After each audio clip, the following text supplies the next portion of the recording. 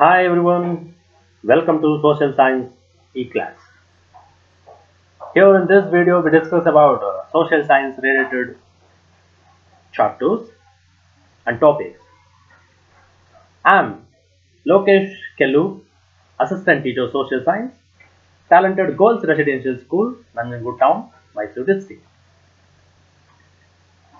Here I deliver my warm thanks to Social Science STF Karnataka Digital Group because in this video, I used to use the PPT and slides prepared by the Social Science STF Karnataka Digital Group. Once again, I deliver my sincere thanks to all the teachers and technicians who prepared these beautiful slides. Dear students, in these videos, we discuss about social related topics. I hope these are the videos helpful to your learning. Please watch the videos and observe carefully and make a notes yourself. And for next video notification, please press subscribe button. ನಮ್ಮ ಮುಂದಿನ notification ಗಾಗಿ ಮುಂದಿನ video notification ಗಾಗಿ subscribe button ಗಳನ್ನ press ಮಾಡಿ. Once again, welcome to Social Science E-Class. Let's go to the lessons.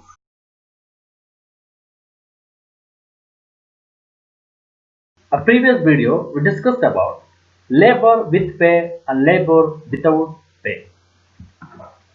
Now let us discuss about labor from organized and unorganized sectors. ಸಂಘಟಿತ ಮತ್ತು ಅಸಂಘಟಿತ ಕಾರ್ಮಿಕರು ಅಥವಾ ಶ್ರಮ ಅಂತ ಕರೀತೀವಿ. So what are the difference between labor organized and labor unorganized? What are the features? ಏನೇನಿದೆ ವಿಶೇಷತೆಗಳು? So let us discuss about one by one. First we discuss about labor from organized sector. ಸಂಘಟಿತ ವಲಯ, ಸಂಘಟಿತ ಕಾರ್ಮಿಕರು ಅಥವಾ ಸಂಘಟಿತ ಶ್ರಮ ಅಂತ ಕರೀತಾರೆ ವರ್ಗ. So what are the qualities or features of this type of labor? A sectors are divided as primary sector, secondary and tertiary sector. ಪ್ರಾಥಮಿಕ ವಲಯ, ದ್ವಿತೀಯ ವಲಯ, ತೃತೀಯ ವಲಯ. So we already know that primary sector means agricultural sector, secondary means industrial sector and tertiary means service sector. So these labors here there is organized and unorganized sectors. Similarly, based on the securities and facilities available, the labor sector is further divided into organized and unorganized. ಅವರಿಗೆ ಸಿಗುವಂತಹ ಸೌಲಭ್ಯಗಳು, ಅವರ ಒಂದು ವೃತ್ತಿ ರಕ್ಷಣೆ, so ಮುಂತಾದ ಅಂಶಗಳನ್ನ ಇಟ್ಕೊಂಡು ನಾವು ಮತ್ತೆ ಆರ್ಗನೈಸ್ಡ್ ಮತ್ತು ಅನ್ಆರ್ಗನೈಸ್ಡ್ ಸೆಕ್ಟರ್ ಅಂತೇಳಿ ಡಿವೈಡ್ ಅನ್ನ ಮಾಡ್ತಾ ಹೋಗ್ತೀವಿ. Organised and unorganised sector. For example police, doctors or industrial sector, those are organized sectors. Agricultural labor, construction labor or others, they are unorganized sectors. Okay, right. What is organized sector? Organized sector, ಸಂಘಟಿತ ವಲಯ ಅಂದ್ರೆ ಏನು, ಇಲ್ಲಿ ಏನು ಕೆಲಸಗಾರರ ಒಂದು ಸ್ಥಿತಿಗತಿ ಹೇಗಿರುತ್ತೆ? So this sector which is enrolled as per the law of the government. Yes, there is the main features. It enrolled as per the government rules and regulations. ಸರ್ಕಾರದ ಕಾನೂನು ಕಾಯ್ದೆಗಳಿಗೆ ಬದ್ಧವಾಗಿ ಈ ಒಂದು ವಲಯ ರಚನೆ ಆಗುತ್ತೆ. And provide fixed wages. They provide fixed wages. ಇಲ್ಲಿ ಇವರಿಗೆ ಒಂದು ಫಿಕ್ಸ್ಡ್ ಆಗಿರುವಂತಹ ವೇಜಸ್ ಅನ್ನ ಅಥವಾ ಸಂಬಳವನ್ನ, ನಿಗದಿತ ಸಂಬಳವನ್ನ ಕೊಡ್ತಕ್ಕಂಥ ವ್ಯವಸ್ಥೆ ಇದೆ. And facilities with in the frame work of law. So ಏನು ಆ ರೂಲ್ಸ್ ಅಂಡ್ ರೆಗ್ಯುಲೇಷನ್ಸ್ ಅಲ್ಲಿ ಇರ್ತಕ್ಕಂಥ ಫೆಸಿಲಿಟೀಸ್ ಏನಿದೆ, ಆ ಎಲ್ಲ ಫೆಸಿಲಿಟೀಸ್ಗಳು ಸಿಗುವಂತಹ ಒಂದು ವ್ಯವಸ್ಥೆಯನ್ನ ನಾವು ಆರ್ಗನೈಸ್ಡ್ ಸೆಕ್ಟರ್ಸ್ ಅಂತ ಕರಿತೀವಿ. Okay, so enrolled as per the law of the government and provide fixed wages, facilities within the framework of law, it's called organized sector. Yes, there is a military, police, doctor, teachers, industrial sectors like this. These are all organized sectors. ಇವೆಲ್ಲರನ್ನ ನಾವು ಸಂಘಟಿತ ಕಾರ್ಮಿಕರು ವಲಯ ಅಂತ ಕರಿತೀವಿ. So this organized sector is guided by Minimum Wage Act. So what are the acts or rules applied? Minimum Wage Act, Minimum Wage Act, and Factory Act, and Special Alliance Act, Provident Fund Act, and many other acts in support of laborers. So ಕಾರ್ಮಿಕರನ್ನ ಅಥವಾ ಶ್ರಮಿಕರನ್ನ ರಕ್ಷಣೆ ಮಾಡತಕ್ಕಂತಹ ಒಂದು ಕಾಯ್ದೆಗಳು ಇಲ್ಲಿ ಕೆಲಸವನ್ನ ಮಾಡ್ತವೆ. Minimum wage act, ನಿಗದಿತ ಕೂಲಿ ಕಾಯ್ದೆ. ಅಂದ್ರೆ ಯಾವುದೇ ಒಂದು ಕೆಲಸಕ್ಕೆ ನಿಗದಿ ಮಾಡಿದ ಒಂದು ಸಂಬಳವನ್ನ ಅಥವಾ ಕೂಲಿಯನ್ನ ಕೊಡ್ಲೇಬೇಕು. Factory acts or industrial act ಅಂತ ಕರಿತೀವಿ ನಾವು. So according to the industrial act ಅಲ್ಲಿ ಏನು ನಿಯಮಗಳಿದೆ ಅದನ್ನ ಫಾಲೋ ಮಾಡಬೇಕು. ಸ್ಪೆಷಲ್ ಅಲವೆನ್ಸ್ ಆಕ್ಟ್, ವಿಶೇಷ ಭತ್ಯೆಗಳನ್ನ ಕೊಡ್ತಕ್ಕಂಥದ್ದಾಗುವುದು. ಪ್ರಾವಿಡೆಂಟ್ ಫಂಡ್ ಆಗುವುದು, ಪಿ ಎಫ್ ಅಂತ ಕರಿತೀವಿ. ಸೊ ಈ ಎಲ್ಲ ಆಕ್ಟ್ಗಳು ಲೇಬರ್ ಪರವಾಗಿ ಅಥವಾ ಲೇಬರ್ಗಳ ರಕ್ಷಣೆಗೆ ನಿಂತಿರ್ತಕ್ಕಂತಹ ಒಂದು ಆಕ್ಟ್ಗಳು. This acts are only in organised sector, enact only in organised sector. ಈ ಎಲ್ಲ ಕಾಯ್ದೆಗಳು ಅಪ್ಲೈ ಆಗ್ತಕ್ಕಂಥದ್ದು ಈ ಸಂಘಟಿತ ವಲಯಕ್ಕೆ ಮಾತ್ರ. An example for organized sector ಯಾವ್ಯಾವೆಲ್ಲ ಬರ್ತವೆ? You know that schools, hospital, industry, government related services, commercial bank, life insurance company, military, many others. ಇವೆಲ್ಲವೂ ಕೂಡ ಸೊ ಇಲ್ಲಿ ಸಂಘಟಿತ ವಲಯ ಅಥವಾ ಆರ್ಗನೈಸ್ಡ್ ಸೆಕ್ಟರ್ಗೆ ಬರ್ತವೆ. So all these sectors are supported by laws or rules, and these are guided and supervised by government. ಇವೆಲ್ಲವೂ ಕೂಡ ಕಾಯ್ದೆ ಕಾನೂನುಗಳಿಂದ ಸಹಾಯವನ್ನ ಪಡ್ಕೊಂಡಿರ್ತವೆ. ಹಾಗೆ ಸರ್ಕಾರ ಇವುಗಳನ್ನ ಸೂಪರ್ವೈಸ್ ಮಾಡುವಂತಹ ಕೆಲಸವನ್ನ ಮಾಡ್ತದೆ. their benefits are comes as per the rules. ಇವರಿಗೆ ಸಿಗಬೇಕಾದ ಎಲ್ಲ ಬೆನಿಫಿಟ್ಗಳು ಕಾಯ್ದೆಗೆ ಅನುಗುಣವಾಗಿ ಸಿಗ್ತವೆ. So these are the examples of organized sector: school, hospital, industry, government related services, commercial bank, life insurance company, military, and others what you see in our surrounding. So those are organized sector. So this sector has to take the permission of the government before it begins its functions. It's very important. So ಯಾವುದೇ ಒಂದು ಸಂಘಟಿತ ವಲಯ ತನ್ನ ಕೆಲಸ ಆರಂಭ ಮಾಡೋದಕ್ಕಿಂತ ಮುಂಚೆ ಸರ್ಕಾರದ ಅನುಮತಿಯನ್ನು ತಗೊಳ್ಳೇಬೇಕು. So it is also mandatory for them to pay taxes. So ಈ ಒಂದು ಸಂಘಟಿತ ವಲಯದಲ್ಲಿ ಅಥವಾ ಇಲ್ಲಿ ಕೆಲಸ ಮಾಡ್ತಾ ಇರ್ತಕ್ಕಂಥವರು ಕೂಡ ಸರ್ಕಾರಕ್ಕೆ ಟ್ಯಾಕ್ಸ್ ಅನ್ನ ಕಟ್ಟಬೇಕಾಗುತ್ತೆ. And it is the responsibility of the institution to pay special facility and provide employ to work a benefit for the workers. It is responsibility, ಆ ಸಂಸ್ಥೆಯ ಜವಾಬ್ದಾರಿ ಇದು. ಅಲ್ಲಿ ಕೆಲಸ ಮಾಡ್ತಾ ಇರ್ತಕ್ಕಂಥ ಪ್ರತಿಯೊಬ್ಬ ವ್ಯಕ್ತಿಗೂ ಕೂಡ ಅಗತ್ಯವಾಗಿ ಬೇಕಾಗಿರುವ ಫೆಸಿಲಿಟೀಸ್ ಗಳನ್ನ ಕೊಡ್ಲೇಬೇಕು as per the rules, as per the rules. So that is another importance or features of organized sector. And it is a mandatory for them to provide pay on specified dates along with overtime pay. Yes. So the payments it for daily or weekly or monthly.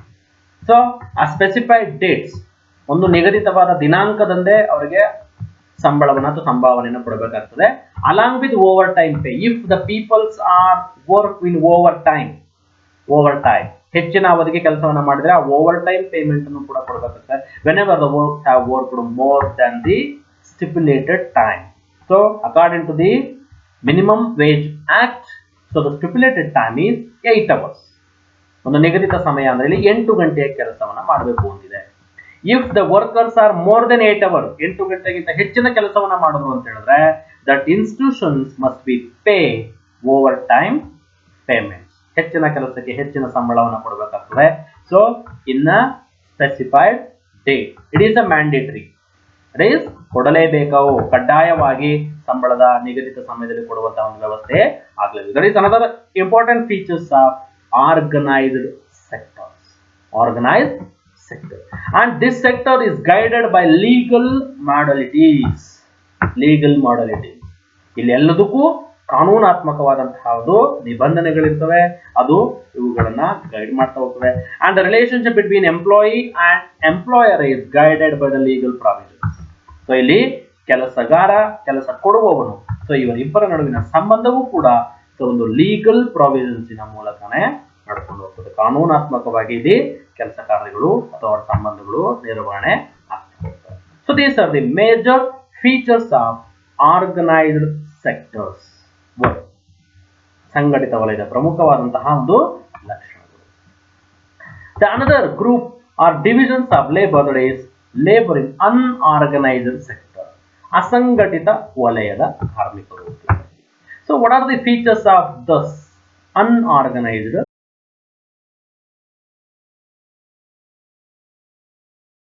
Labor unorganized sectors. ಯಾರು ಬರ್ತಾರೆ? Who are those? For example, workers, loading and unloading worker, brick tin workers, landless labor, small and marginal farmer, fishermen, beedi worker, mining worker, and many other works. ನಾವೇನು ಕೂಲಿ ಕಾರ್ಮಿಕರು ಅಂತೇಳಿ ಕರೀತಾ ಇದ್ದೀವಿ. So ಇವರೆಲ್ಲರೂ ಕೂಡ ಅನ್ಆರ್ಗನೈಸ್ಡ್ ಸೆಕ್ಟರ್ಗೆ ಬರ್ತಕ್ಕಂಥ. In our surrounding road vendors, ಬೀದಿ ಬದಿಯ ವ್ಯಾಪಾರಿಗಳಾಗ್ಬೋದು, ಅಥವಾ so you peoples are go to eat fast food ವರ್ಕರ್ಗಳಾಗ್ಬೋದು, ಪಾನಿಪುರಿ ಅಂಗಡಿಗಳಾಗ್ಬೋದು. Okay, so all these are, ಇವರೆಲ್ಲರೂ ಕೂಡ a small and marginal farmers ಆಗ್ಬೋದು. So all these are a minor transactions, vehicle repair, selling of goods like vegetable, fish on hand, puncture, repair and others. ಇವರೆಲ್ಲರೂ ಕೂಡ okay, ಇವರೆಲ್ಲರನ್ನ ಬೇಡಿ workers ಆಗ್ಬೋದು, ಮೆಕ್ಯಾನಿಕ್ಗಳು ಆಗ್ಬೋದು, fishermen ಗಳಾಗ್ಬೋದು, mining ಅಲ್ಲಿ ಕೆಲಸ ಮಾಡೋರಾಗ್ಬೋದು. So all these peoples are all considered as unorganised sector. Unorganised sector, ಅಸಂಘಟಿತ ವಲಯ. ಏನು ಅಸಂಘಟಿತ ವಲಯ ಅಂತ ಹೇಳಿದ್ರೆ, there is no such type of rules and regulations or security what we know about in organised sector.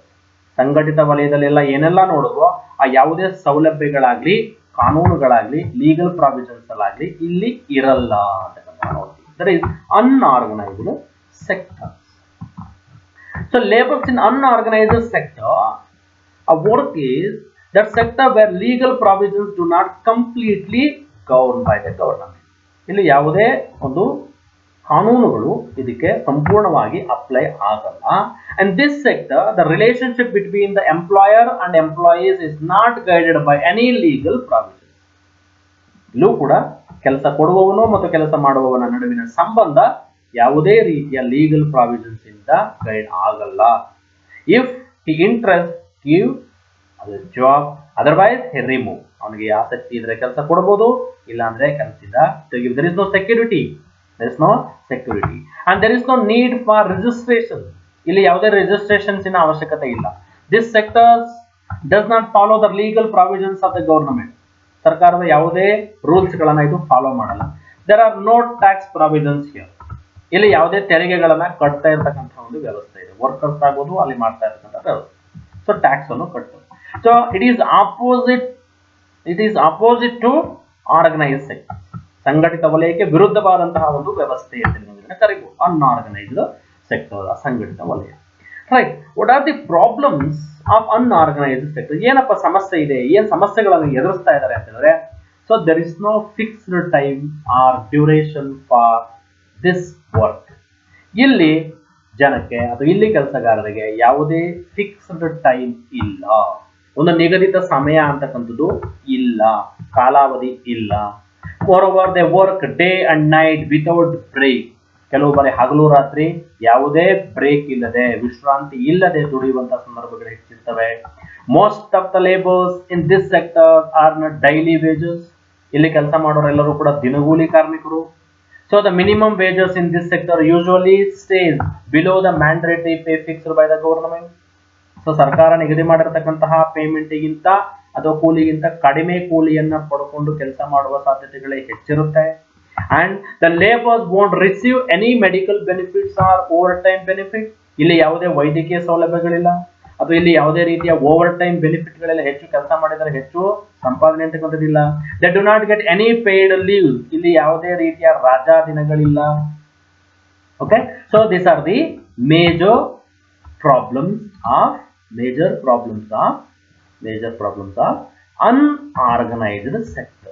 unorganized sectors. ಇದು ಇಲ್ಲಿ ಇವರು ಅನುಭವಿಸ್ತಾ ಇರ್ತಕ್ಕಂಥ ಪ್ರಮುಖವಾದಂತಹ ಸಮಸ್ಯೆಗಳು. ಸೊ ಆರ್ಗನೈಸ್ಡ್ ಸೆಕ್ಟರ್ಸ್ ಅಲ್ಲಿ ಇರ್ತಕ್ಕಂಥ ಯಾವುದೇ ಬೆನಿಫಿಟ್ಗಳು ಇಲ್ಲಿ ಸಿಗಲ್ಲ.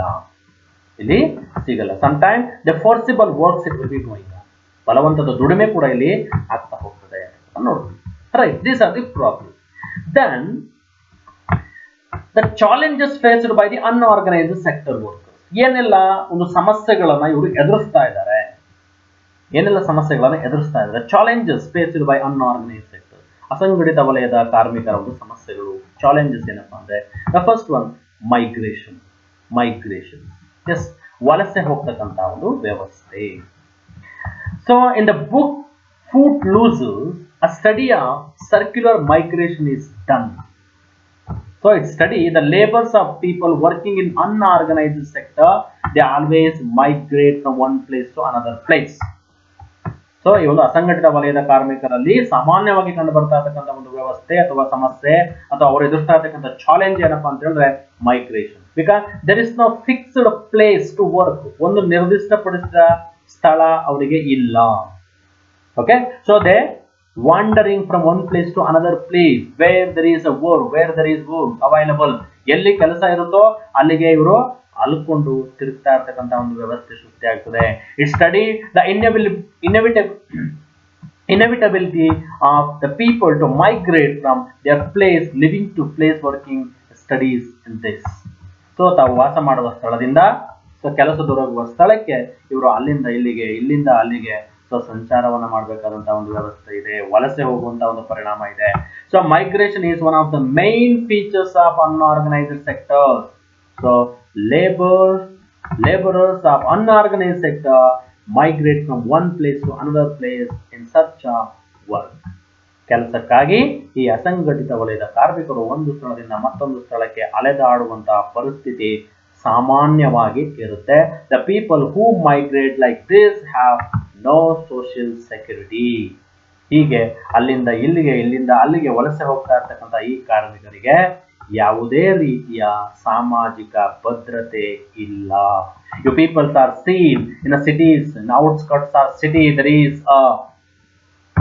huts are there. There is some areas are created. ಗುಡಿಸಲುಗಳನ್ನ ಕಟ್ಟಿಕೊಂಡು ಬದುಕ್ತಾ ಇರ್ತಕ್ಕಂತಹ ಒಂದು ವ್ಯವಸ್ಥೆ ನಾವು ನೋಡ್ತಾ ಇರ್ತೀವಿ. So there is no social security, ಸಾಮಾಜಿಕ ಭದ್ರತೆ ಇಲ್ಲದೆ ಇರ್ತಕ್ಕಂಥ ಒಂದು ವ್ಯವಸ್ಥೆ.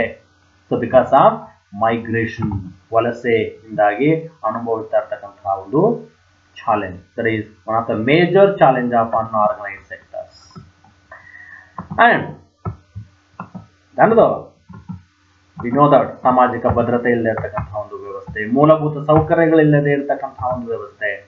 Okay, so there is no fundamental needs, fundamental facilities like shelter or health facility, food or drinking water facility like this. ಈ ಯಾವುದೇ ರೀತಿಯ ಒಂದು ಸಾಮಾಜಿಕ ಭದ್ರತೆ ಇಲ್ಲದೆ ಸೊ ಇವತ್ತು ಅಸಂಘಟಿತ ವಲಯದ ಕಾರ್ಮಿಕರು ಕೆಲಸವನ್ನ ನಿರ್ವಹಣೆ ಮಾಡ್ತಾ ಇದ್ದಾರೆ. ಸೊ ಒಂದು another social security, unorganized sector workers face social insecurity. So there are means having minimum needs to lead a life like housing, health, water, food, drinking water, equal opportunity to work and others. So there is a lack of all these facilities. ಈ ಎಲ್ಲ ಸಾಮಾಜಿಕ ಭದ್ರತೆಯಿಂದ ವಂಚಿತರಾಗಿರ್ತಕ್ಕಂಥ ಒಂದು ವ್ಯವಸ್ಥೆಯನ್ನು ನಾವು ನೋಡ್ತೀವಿ.